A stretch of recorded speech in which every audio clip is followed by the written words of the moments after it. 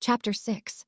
Sarah sat nervously in the passenger seat of their newly acquired second-hand car and looked out over the empty industrial complex all around them. Factories, smokestacks, and warehouses surrounded them in all directions, gray, bland, and unwelcoming. There wasn't a person in sight, and the whole place looked dilapidated and forlorn. Once a thriving industrial area, it had been abandoned for years, according to Ellison, and nobody ever went there. It was so depressing to look at that Sarah wasn't surprised. Garbage littered the floor, and there was a constant chemical smell that permeated through the closed windows of their car and invaded her nasal passages. "This is where your contact is?" Sarah asked in disgust. Ellison nodded in affirmation. "His name is Sasha Malenkov." "Russian," Sarah asked. "Ukrainian," Ellison corrected her. "He runs what he calls his family business." "Doing what?" Sarah asked. It could hardly be legitimate if he were conducting it in a place like this. "He's an arms dealer." Sarah looked out across the complex, warily searching for anyone hiding who might have eyes or weapons trained on them. She didn't like what she was hearing from Ellison. It didn't quite add up. "He knows you were FBI, right? An arms dealer's exactly going to be happy to see a Fed on his turf." Ellison corrected her once more. "And yes, he knows I was in the bureau. We'd built up a case against him selling arms to half the gangs on the East Coast, and were launching an operation to take him down, but the CIA got to him first. They cut him a deal. Malenkov stays free and keeps his business. The CIA don't much care for small-time crooks and gangsters, and in return he supplies weapons to certain regimes our government couldn't be seen to openly support. The FBI weren't happy, but we got a deal too. He keeps us in the loop about certain customers, namely the more dangerous gangs or anyone who might be a potential threat to national security. I was assigned as his contact after you and John vanished into thin air." "And he agreed?" Sarah asked. "He couldn't refuse," Ellison replied. "Plus, he made a fortune selling to these regimes. The information he gave us helped prevent a lot of terror attacks and assassinations worldwide.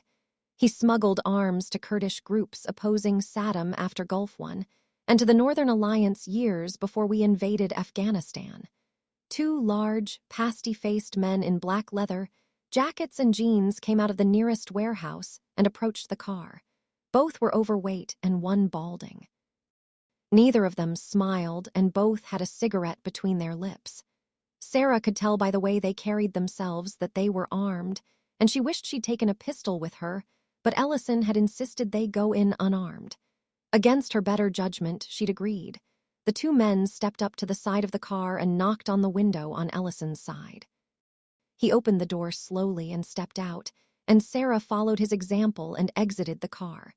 The 2 men spouted off something to each other in what Sarah guessed was Russian or Ukrainian, then gestured for them to both hold out their arms.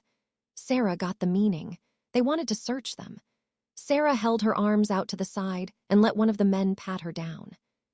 She could smell him as he checked her, a combination of cigarettes and body odor, barely masked by cheap aftershave.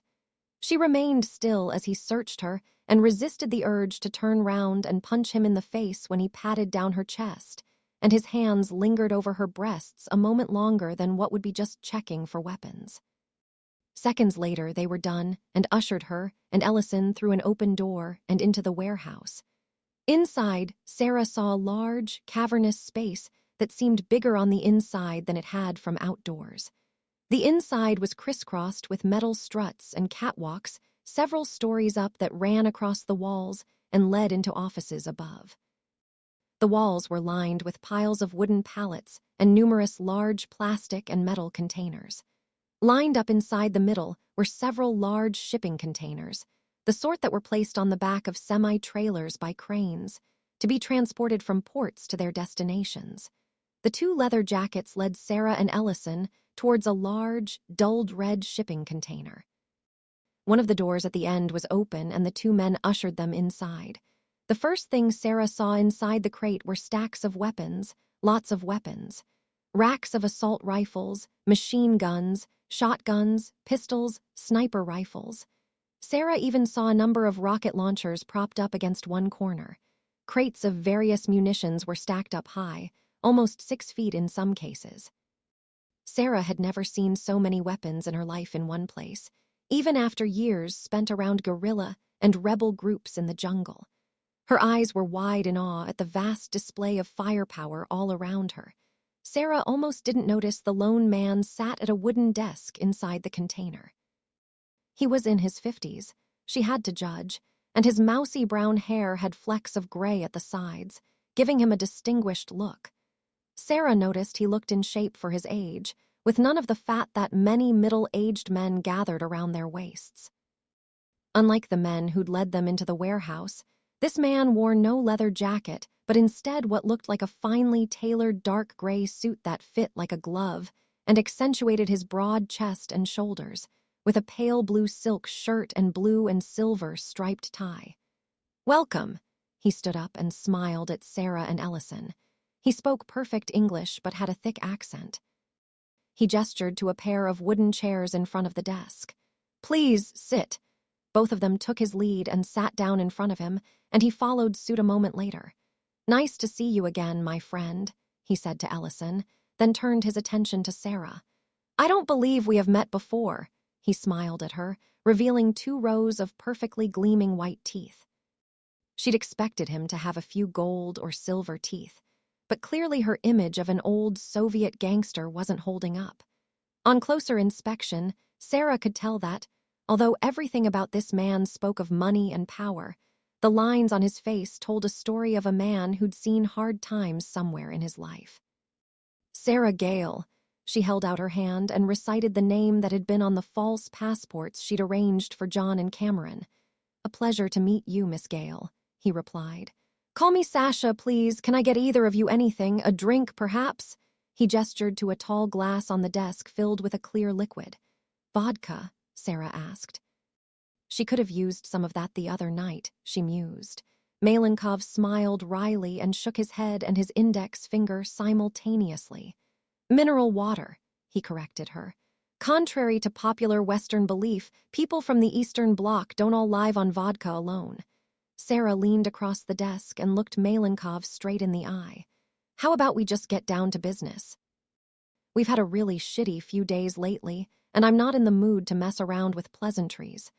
Malenkov stared back at her for a moment through slightly narrowed eyes as he inspected Sarah. Then he sipped on his own drink, placed it down on the desk, and bowed his head slightly. He respected someone who got straight down to business.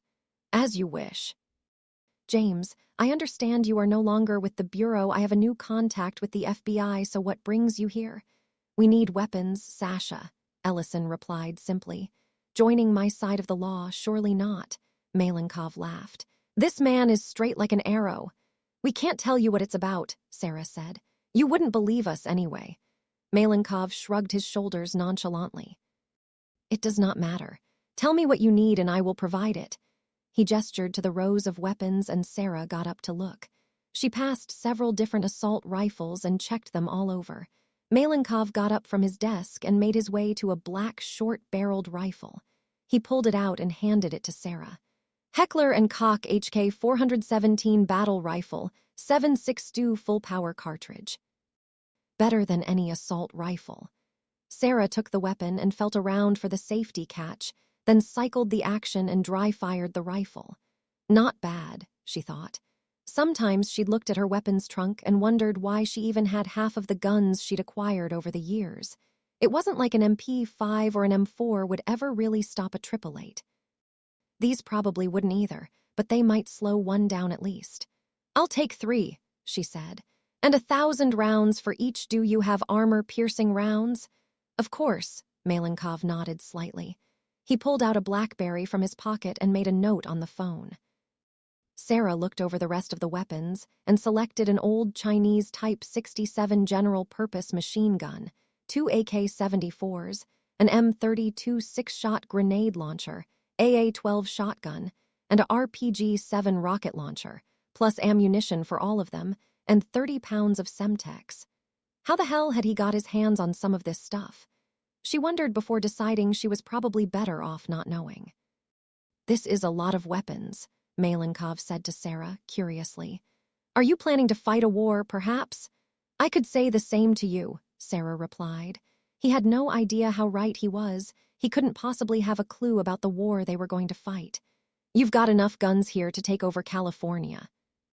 I have many customers, Malenkov shrugged once more, a habit of his, Sarah noticed. And the FBI and CIA are informed about all of those they need to know about. That's something we need to talk about, Ellison said to him. We need you to keep this quiet. We can't afford for the Bureau to find out about this. That makes things more difficult. Malenkov sat back down in his chair and frowned. If the FBI discovers I have sold weapons to a known fugitive and not told them, they will make things very difficult for me. Wouldn't you agree, Miss Connor?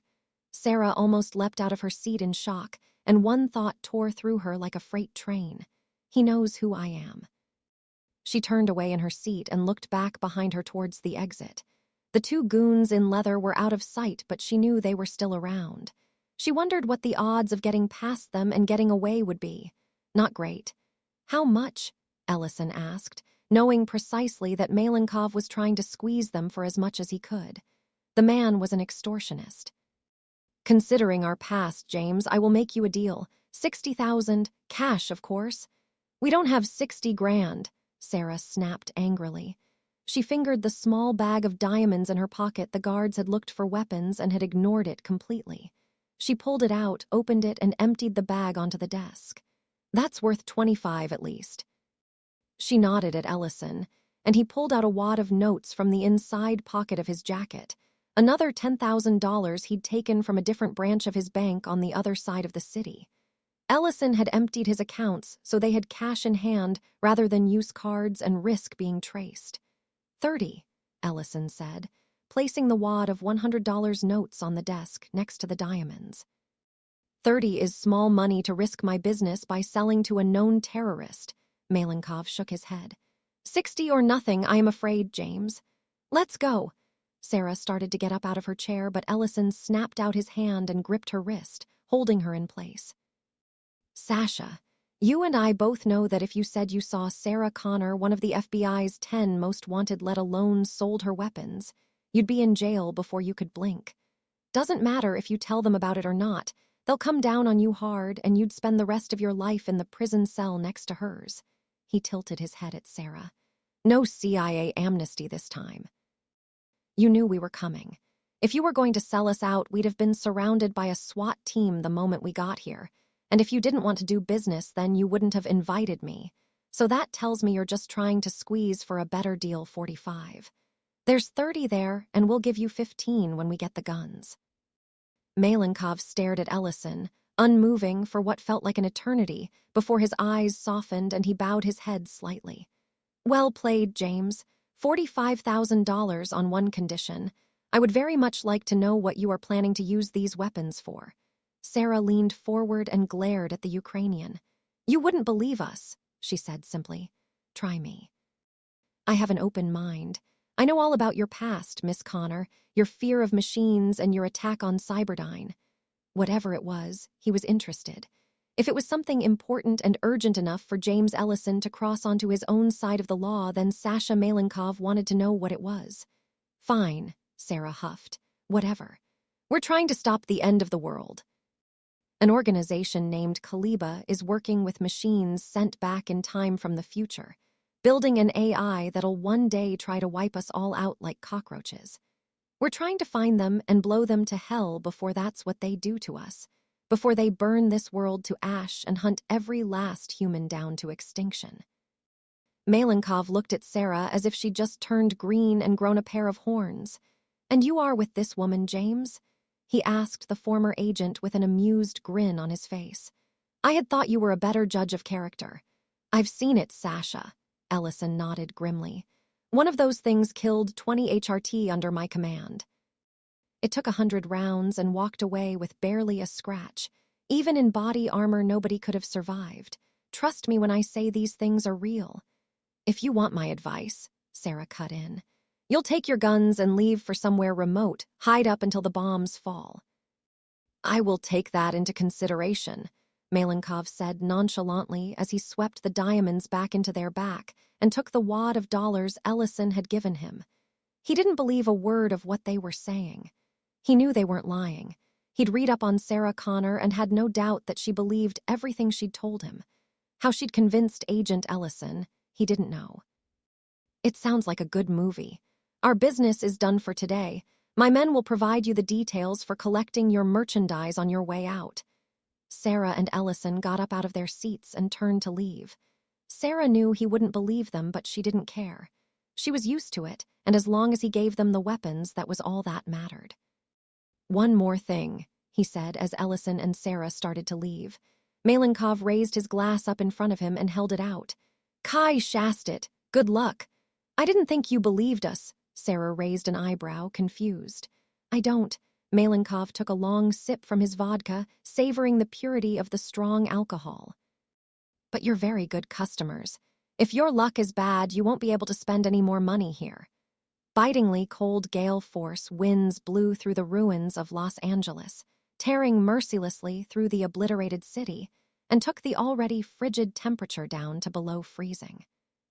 The cold and the wind alone was enough to drive anyone underground or inside the few remaining structures, even without the prowling machine armies, intent on human destruction. HKs flew through the skies and scanned downwards with thermal image intensifying sensors, ground-sweeping Doppler radar, and downwards facing optical sensors. Centaur tanks rolled along the ground and searched with similar infrared and optical sensors, their huge dual plasma cannons swiveled beneath them, ready to fire intense blasts of superheated gas that would boil away anything it struck. The machines searched, but there were no signs of life on the surface. No human life, at least. A thin, scraggly-looking Doberman pinscher picked its way around the shattered remains of an office block. Its nose constantly twitched as it sniffed out an intoxicating, mouth-watering aroma in the air. Blood. Its heightened sense of smell detected fresh blood, nearby, and the promise of food caused saliva to flow freely from its mouth as it increased its pace and stalked its way over mounds of broken concrete and broken steel girders. Its prey was close by, whatever it was. The dog knew it had to find whatever it was and eat it quickly before more predators or scavengers appeared.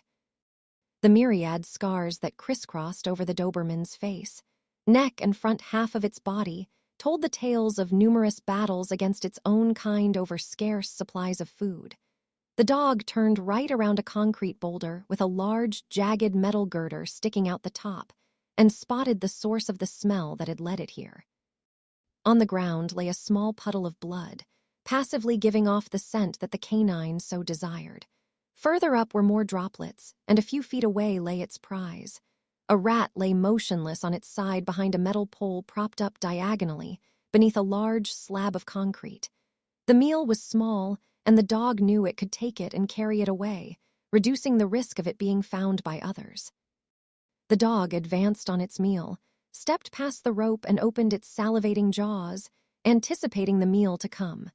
The dog eagerly dived towards the rat and carelessly bashed its head against the pole. The pole gave out and the concrete slab collapsed down onto the dog, which gave out a yelp of surprise and pain as the weight crashed onto its body. It whimpered and gave out a low, agonized howl underneath the concrete, pinned by the weight of the slab, and helplessly struggled to free itself from beneath the crushing weight as it bled out, and its life slowly seeped out, spreading into a large crimson pool. Cassie quickly and quietly cantered down a deserted main road, strewn with the crushed corpses of cars that had rusted away by the elements and neglect, and smashed flat by numerous sets of giant machine tracks. Her tan brown and black coat kept the canine reasonably warm even in the nuclear winter, but the same couldn't be said of the humans behind her. Allison shivered beneath her thick gray woolen winter coat as she jogged after Cassie, assault rifle in hand, and Kyle and the two others with following behind.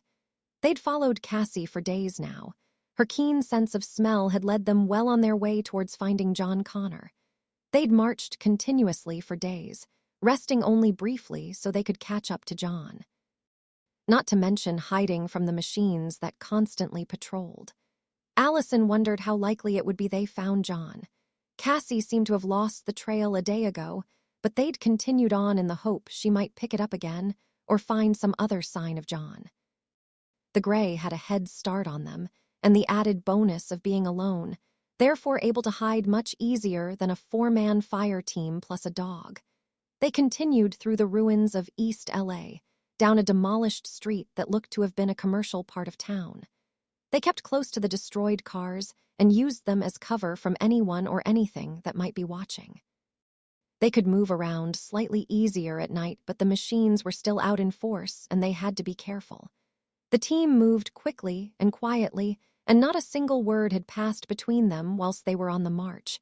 Cassie paused dead in her tracks and Allison snapped her hand up, signaling the rest of her squad to stop. Cassie looked upwards, and Allison crouched down behind a flatbed trailer opposite what looked like it had once been an office block. Kyle, Briggs, and Mason closed the gap between them, and a moment later they heard the distinctive whine of jet engines to their left. "Down," Allison hissed and rolled underneath the flatbed trailer. Kyle ducked down and crawled beside her, as did Briggs and Mason, all concealing themselves from above underneath the trailer. "HK," Kyle said softly, his voice barely more than a whisper. He clutched instinctively on his plasma rifle but knew he couldn't take on an HK with it. The bolts would make short work of it, but hitting the damn thing would be a nightmare. Even if he managed it all, it would achieve would be to bring more machines down on them. Their best weapon, he knew, was stealth. The 4 humans remained perfectly still under the flatbed trailer, but Cassie remained out in the open. She released a constant stream of barks and growls at the office building across the road and seemed oblivious to the threat of the HK approaching. "Cassie," Allison hissed. "Here." Cassie ignored her mistress and carried on barking as the engine noise grew louder, raising to a deafening degree. Allison figured from the sound that the HK was right above them. "Stupid fucking dog," Mason shouted out, his voice almost completely drowned out by the overwhelming high-pitched mechanical drone above. Allison looked back at him with a scowl and kicked his shoulder in annoyance. "Smarter than you," she snapped back. They didn't have to worry about making noise while the machine was above them. She could fire off the whole magazine from her assault rifle and it wouldn't be heard. The HK didn't have ears, but it had eyes everywhere. If one of them so much as had a food sticking out from the bottom of the trailer, the machine would see it and blast them into atoms. The road in front of them suddenly lit up brilliantly with blinding white beam of light that forced Allison to shield her eyes with one hand. Her heart skipped a beat as she realized Cassie was caught in the HK's searchlight, and she inched forwards, wanting more than anything to run out to her and pull her back. "Don't even think about it." Kyle grabbed her webbing belt and gripped it firmly, holding Allison in place in case she decided to try and rescue the dog. Kyle knew very well that Allison had a soft spot for Cassie. When he and Derek had found her cowering in a skip in Palmdale 8 years ago, they'd taken her in. At the time, the first proper skin jobs had started to march off the assembly lines, and they'd quickly learnt that dogs could instantly tell the difference between metal and skin. Derek and Kyle had already had several dogs then, including a pregnant Alsatian bitch that had given birth to a litter of 4. Cassie had been the only female, and Kyle remembered delivering her to a traumatized and near catatonic Allison to try and cheer her up. Since then, she and Cassie had been inseparable. He'd seen her chatting to the dog several times when she thought nobody was watching. "I won't," Allison looked back at him, a hint of anger in her eyes. Kyle heard the words, or more accurately, read her lips because of the din above, but knew she was lying. If the HK opened up, she'd be out there like a flash, and it would be all he could do to stop her. Mason looked out at the scene, but the light from the HK illuminated a faint silhouette in front of him, a few errant strands hanging from the bottom of the trailer. He reached out to grab them, moving his other arm to support himself as he did so, and his hand touched cold, slimy lumps on the ground. He fished for his flashlight, intent on seeing what it was.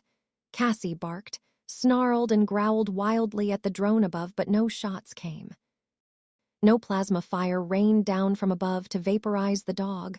The ground didn't erupt and shatter from stray shots of superheated gas. The search beam moved away from them, and the scene around Cassie was once again bathed in the comforting darkness left in its absence. "See," Kyle gripped Allison's shoulder reassuringly. "HKs don't care about dogs, probably thought Cassie was a stray." That would be a fair bet, he thought. They were no threat to Skynet, so they were left well enough alone. The HK flew off and shrank from sight. Its engines faded away into the distance until none of them could hear it anymore. They waited still, in case any patrols followed it up, but nothing came. Allison whispered for Cassie once more, and the dog finally obeyed her orders and returned to her mistress, earning her an affectionate hug and a scratch behind the ears as a reward. Kyle spotted a faint red glow in his periphery and turned around to see Mason shining his red-filtered flashlight up against the bottom of the trailer. "What are you doing?" he asked, his brow creased in confusion at the sight of his teammates so stupidly giving out sign of their whereabouts. "Check this out," Mason said softly as he pointed to the strands of long red hair that hung from a bolt. Someone had caught their hair on it, clearly. "Someone was here," Mason continued. "Recently." "How'd you know that?" Kyle asked. "Beans." Mason pointed down to the slimy cold lumps he'd leaned on earlier. Under the light of the torch, it was easy to see they were baked beans. "Why was someone hiding under here?" Briggs chipped in. "Same reason as us, probably," Mason replied with a shrug. Kyle shook his head. "No, they wouldn't lay here eating beans if they were hiding from an HK. Food would be the last thing on their mind. No, he reckoned that whoever had been here had hidden for a while. It was as open to the elements as standing up outside, so they hadn't used it for shelter. He thought about it for a moment, temporary hiding place, but long enough to feel hungry. They must have been waiting or watching for something. He looked around to the office building across the road. The top floors were exposed to view, but a lot of the concrete walls around the first 2 floors had held up. The building would be a good place to hide, he thought, so why hadn't they hidden there? Because someone else was there, he realized. Stakeout, he concluded. Somebody was on recon here, watching someone or something hiding inside. "Let's go." Kyle pointed at the office block and led the way across the street towards it. He had a gut feeling about this place. It was worth something. Even if it turned up no leads, it looked like a useful place to stash some supplies and establish a laying-up point in case any of their patrols came by this way in future, and for whatever reason couldn't get back to the tunnels. The patrol kept their eyes and ears peeled for any signs of machines, but it seemed the area was quiet for now. They quickly reached was left of the entrance and made it inside. The front lobby held a large wooden reception desk, but little else. The place was too open to the elements and to the vision of any machines that might march past, so Kyle led them past the lobby and up a staircase, ascending up the stairs. "Briggs, you and Mason take this level. Allison and I will head up to the next." Kyle and Allison left the other 2 on the first floor and made their way up to the second. They headed down a corridor, and Kyle felt the floor creaking with every step he took. The building shook slightly from the high winds that were still picking up speed, and the cold seeped through what was left of the walls. The wind whistled through the multitude of holes to create an eerie howling that reminded Kyle of many an old haunted house story. Cassie barked once more and tore down the corridor, forcing Kyle and Allison to bolt after her. She ran towards the end of the hallway and ducked into one of the rooms on the right. They followed her inside and immediately saw something promising. Inside the room was an old leather seat and wooden desk that had split down the middle and collapsed in on itself. They could see pieces of the desk missing and what looked like dozens of score marks on the wood. On the ground was a small circle of burnt carpet, lined with pieces of concrete and metal. In the circle was some paper and small pieces of wood. "Campfire," Kyle surmised. He ran his hand over the remains of the fireplace. It was cold, as he suspected, but it was recent. Nearby, the bones of what he guessed had once been a cat lay, still smeared with blood, and its skin and fur lay flattened, hanging from the top of the desk like a sheet over an impromptu laundry line. There wasn't much else in the camp. It was very basic, and small enough that it could have been used by only one person. Kyle could tell they'd done their best to conceal the flame from view outside. There was thought behind it, but the job had been quick and dirty, probably born out of desperation to get warm and avoid freezing to death. Cassie sniffed the floor around the campfire, and she seemed to almost stand to attention. Her ears pricked up, and she gave out an intense stare at the floor. A low growl emanated from her throat. "What is it?" Kyle asked. "He was here," Allison said flatly, stroking the top of Cassie's head. "He hid in here, and someone out there's got eyes on him." That was the part that was really confusing. Who else would be looking for John, and why Allison kicked the campfire, scattering the ashes and the remaining pieces of what had passed for kindling, and stood by a shattered window, looking outside at the city. He could see a couple of HKs in the distance, patrolling a few miles off, but other than that it looked to be a quiet night for all sides of the struggle. "Cassie, search?" she snapped at the dog. Cassie ran back out of the room, through the corridor and out the stairs as Kyle shouted out for Mason and Briggs to meet them at the building's entrance. The four of them followed the dog out the building and down the street. Cassie led them east, not barking but still clearly animated. Allison dashed forward to keep up with Cassie as she pulled her radio out from under her jacket as the others pushed themselves to run faster. Young Therese, Cassie's picked up Connor's trail again and were moving northeast on foot through East LA. She put her radio back without waiting for a reply and gave a wry grin as she ran.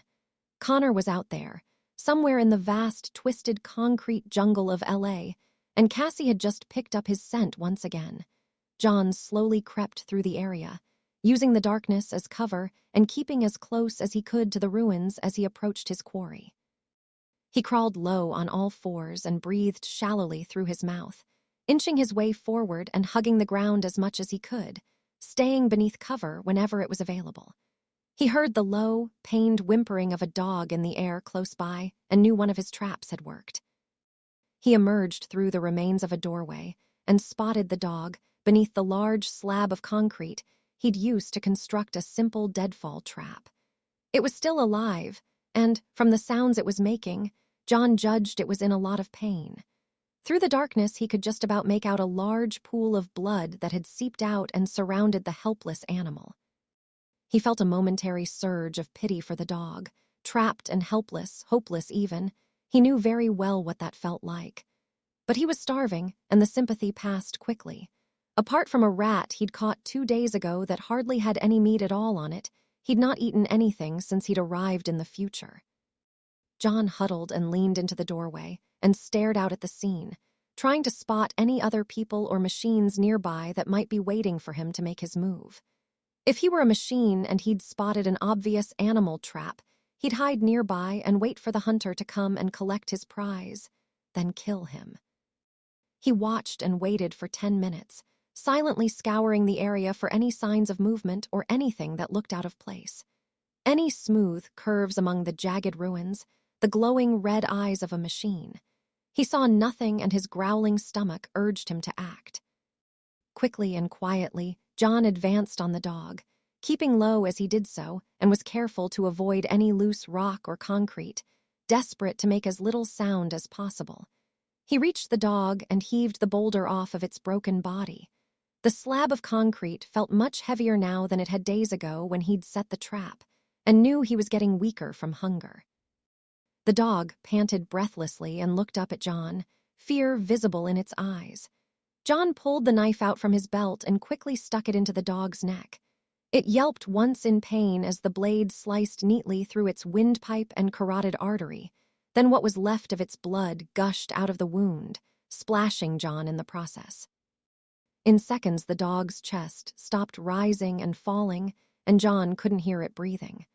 John hauled the dog over his shoulders and started to carry it back to his established base camp. The dog felt heavy on his shoulders, and he struggled not to drop it, several times stumbling as he made his way back to the camp he'd call home for the night. Eventually, John made it back to his camp. The skeletal remains of a small house, roughly a mile from the first place he'd slept. John made a habit of never sleeping in the same place 2 nights in a row, and was careful to disassemble any camp he'd made before leaving, keeping anything useful on his person, and being careful to leave no trace of himself behind. He dropped the dead dog to the floor and quickly lit a fire, reveling in its heat as it grew and started to seep out the cold air. By the light of the fire, he begun the less than pleasant task of skinning and gutting it, a laborious chore he'd not practiced since he was a kid in the jungle. But the memories of his survival training hammered into him with repetitive practice came back to the surface, and he found it like riding a bike. Once you learned, you never really forgot. Once the dog was skinned and its entrails removed, John sliced through its thighs and cut chunks of flesh out of its legs, then stuck them onto steel poles he'd found and jammed them in place so that the meat was positioned above the fire, forming crude spits. John cut away more chunks of flesh and put them to the side. Once he'd eaten for the night, he'd cook the rest of the meat so it would keep for longer and put into the pockets of his coat. He hadn't found a backpack or anything he could use to carry tools, so his coat and trouser pockets would have to do. When he'd cut all the meat he could from the dog, he wiped his blade off on the removed fur and considered trying to work the hide into his clothes to give him some extra warmth. But he had nothing even coming close to a sewing kit on him. The best he could do was to wrap it over his shoulders under his sweater and hope it stayed in place. John kept the remains of the dog in place, deciding that any attempt to hide it, if found, would show that a human had been around. If the machines found the remains of the dog out in the open, they might conclude that it had been killed by a bigger animal. When the food was ready, John pulled the meat off the spit, replacing it with more, and started to eat. He chewed on the meat and tried to forget he was eating a dog. He was doing what he had to survive out here. He'd known the future would be harsh, but he'd never experienced such a sense of hopelessness in a place before. He'd been alone out in the wild concrete jungle of post-apocalyptic LA for several days now, and all he'd seen were machines dominating the area. He'd seen no attempts to fight them. The only encounters he'd witnessed were from afar and normally consisted of a brief exchange of fire between people he couldn't see and HKs or Centaur tanks. The engagements lasted less than a minute before the shooting stopped, and the victorious machines flew, rolled, or marched on their way. That fact wasn't as depressing as the other one he'd realized. He'd come to find Cameron, but so far hadn't made much progress searching for her. Los Angeles was huge, and he had no idea how to even start looking for her and John Henry, and he'd had little time to do much else other than try to stay alive and away from the machines. He'd already had a number of close encounters and counted himself as little more than lucky he'd come away from them.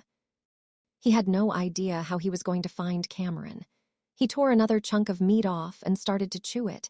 The taste wasn't that bad, really, and it was more filling than the rat he'd caught before. At least the meat from the dog would provide meals for several days. He wouldn't have to go out hunting for a while and could start to actually look for Cameron. He'd wondered where the hell the liquid metal Terminator had gone and why she'd left him on his own like that. He knew why she'd disappeared. They'd know what she was in an instant, and even if Derek and his men couldn't harm her, spotting him with a machine would have gotten him a brutal interrogation followed by a headshot. But why she'd left the area completely, why she'd left him alone out here and forgotten about him, was beyond him. Movement out the window caught John's eye, and he immediately threw dirt on the campfire to put it out, stamping on the last embers to make sure it didn't relight itself again. He peered out the window and spotted two people out in the distance, a couple 100 feet away. Crap. John hissed to himself. He'd seen these two people before, a tall black man and a woman, both dressed in heavy-duty winter gear and heavily armed. He'd spotted them as he'd moved out from his first camp in the office building, and once again 2 days later. This was the third time now. There was no way this could be coincidence. They were following him. They had to be part of Derek's group, he thought. He knew his uncle and knew very well how intense he got. He'd have his men scouring for him and would hunt him down, convinced he deliberately led the machine to them. John quickly pulled the chunks of meat off the spits and shoved them into his pockets. They probably weren't cooked all the way through, but he had no time now. He slinked out the door and into an adjoining room. John Connor? Shit, they'd found him. John ran through the room and out of the back of the house, then crossed the street into another house, dashing through the dilapidated ruins of someone's former home and passing out into another street. John ran as fast as he could, painfully aware of the loud clumping of his boots on the tarmac with each step he took. The familiar rush of fear and adrenaline surged through him, and for the umpteenth time in his life he felt like prey being pursued by a hunter. He heard the people behind shouting his name again. "John, stop!" What the hell were they thinking? He asked himself as he ran, turning left past another house and putting another corner between him and his pursuers. He'd been chased so many times in his life he knew that putting angles between him and whoever was chasing him was more important than distance. It's why hares bounded and darted and changed direction when they were being chased. John sprinted as fast as he could and crossed past more houses, his heart aching in his chest as it struggled to supply the blood and oxygen to his muscles as he pushed himself as fast and as hard as he could, desperate not to get caught. He found a manhole cover in the middle of the road he was on and paused for a second. He wedged his knife into the tiny gap between the cover and the edge and hurriedly started to pry it open. He swiveled his head as he worked the knife without looking, keeping his eyes peeled for the two people after him, or machines. He made quick work of the manhole cover and dived inside the entrance, finding himself in a small, cramped tunnel a few feet under the ground. John pulled the cover back in place and closed the entrance, then reached into his pocket and pulled out the flashlight, bashing his arms against the side of the tunnel as he moved. He switched it on and just about managed to stick the flashlight in his mouth, holding it in place with his teeth and casting a faint glow down the tunnel as he started to crawl forward. It was cold, cramped, and tight. He had hardly any space to move, and he bashed his head, elbows, and shoulders more times than he could count as he moved. He couldn't hear any more shouting or the opening of the cover, so he figured he was in the clear for the moment. He crawled for what felt miles in the tiny space, feeling like a bullet lodged in the barrel of a gun, if a bullet had any awareness or feelings anyway. John maneuvered the flashlight in his mouth so the beam traveled upwards, searching for manhole covers he could exit from. He saw one but crawled past it. It felt like he'd been ages down in the tunnel, but his pace was slow. He felt like he'd gone maybe half a mile or more, but he couldn't be sure, and he didn't have a watch on, so judging how long it had actually been was impossible. There were people out there searching for him, probably intent on shooting him on sight or bringing him back for torture. He wasn't going to take any chances. John carried on past a second manhole cover and continued until he'd reached a third one. He reckoned he'd done at least a mile by now, and he was completely and utterly exhausted. John stopped at the third manhole and dropped the flashlight to the floor, then wriggled his arm into position and switched it off. A beam of light emerging from the ground would be a surefire way to get himself spotted as he left. Slowly, John heaved at the cover, straining against the metal as he pushed against it, having been stuck in place by years of grime and neglect. With effort, he managed to push it up and aside. He winced at the sound of the metal cover scraping on concrete and echoing down into the tunnel. He hoped that the sound wasn't as loud above ground as it seemed underneath. John pulled himself out of the tunnel and took a moment to look around. Behind him was a muddy open field with the twisted, rusting remains of swings, seesaws, and numerous climbing frames. John couldn't see or hear any signs of anyone around, so he quickly made his way across the field, passing a climbing frame and being careful to avoid the jagged rungs and bars that stuck out into the air, having bent and snapped like toothpicks from the force of the nuclear blasts 18 years prior. He knelt down beside a seesaw and rested for a moment as he tried to collect himself. The moment's silence was abruptly shattered as an HK flew low overhead. Its twin engines roared deafeningly, and jet wash blew away small items of garbage cluttered around the ground, sending them flying through the air. Its search beam activated and bathed John in a brilliantly bright white glow, turning night into day for everything caught within. John bolted out from behind the seesaw and sprinted with everything he had across the field, painfully aware he could never outrun the machine. Plasma bolts tore into the ground behind him, and he could feel the sheer heat from the soil burning and melting.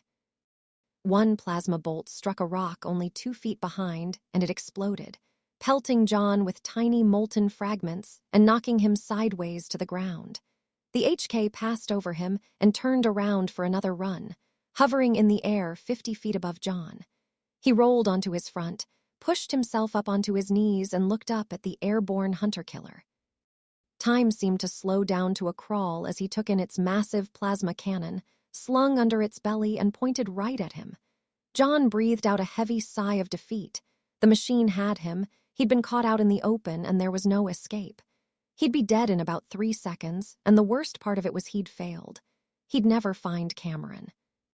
A missile streaked through the black night air with a high-pitched scream and smashed into the HK's left engine, exploding in a shower of sparks and sending the aircraft spinning out of control. It crashed into the far side of the field with a brilliant flash of roiling flames and a cloud of thick black smoke that spewed up into the air. What the hell? John stared up at the sky in confusion still, and a moment later a sleek, delta-shaped aircraft soared through the air with a shriek. Who the hell did it belong to? He wondered. It couldn't have been Skynet's, or else it wouldn't have shot down one of its own. Resistance, maybe? Both Cameron and his Derek had said that in the future he reprogrammed machines.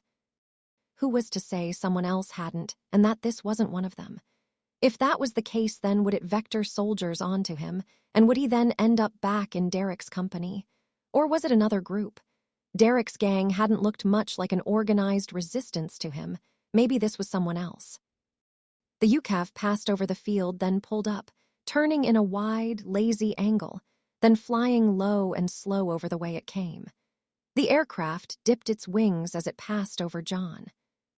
His first instinct was to run again, in case whoever this thing belonged to was someone else who was after him. But he was fixated by it as it turned again and repeated the action, dipping its wings once more as it performed another flypast.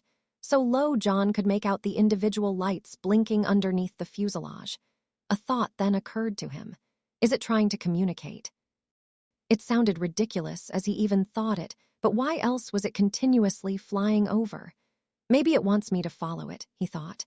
John got up and started walking, and the aircraft pulled up high into the air and slowly flew away. John marched quickly but carefully, making sure he stuck close to the sides of ruined buildings and had somewhere to duck into if he encountered another machine patrol. The aircraft remained high in the sky, and its blinking landing lights were visible even in the distance as John started to follow its path, hoping it would lead him somewhere where he would find some answers and finally be able to search properly for Cameron.